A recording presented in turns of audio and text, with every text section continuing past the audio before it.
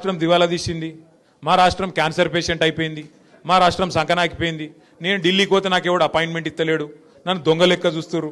మరి దొంగ లెక్క చూడకుండా ఎట్లా చూస్తారు నాకు అర్థం కాదు.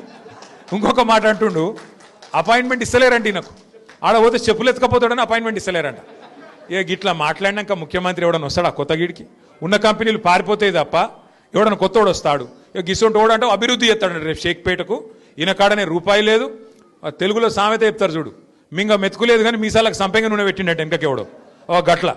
ఆయనకంటే పైసలు లేవంట, కానీ డెవలప్మెంట్ కావాలంటే కాంగ్రెస్ కోటేయాలంట. యాడికెళ్ళి చేస్తావు డెవలప్మెంట్ మరి పైసలు లేకపోతే? దాలే ఓటు ఎటు గుద్దాలే, ఓటు ఎటు పడాలి?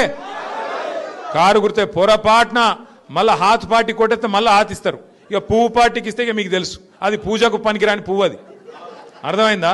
ఆ పువ్వు పార్టీ పూజకు పనికిరాని పువ్వు, అది మన రాష్ట్రానికి పనికిరాని పార్టీ. అది ఎంత మాత్రం పనికిరాని పార్టీ, మనకు రూపాయి పని చేయలేవాడు, రేపు చెయ్యడు కూడా. అందుకే మళ్ళొక్కసారి హైదరాబాద్ ఉరకాలంటే, తెలంగాణ ముంగట పడాలంటే మళ్ళా కేసీఆర్ గారు ముఖ్యమంత్రి కావాలి. దానికి జూబ్లీ హిల్స్ నుంచే జైత్రయాత్ర మొదలు కావాలి. మీరు అనుకుంటున్నారు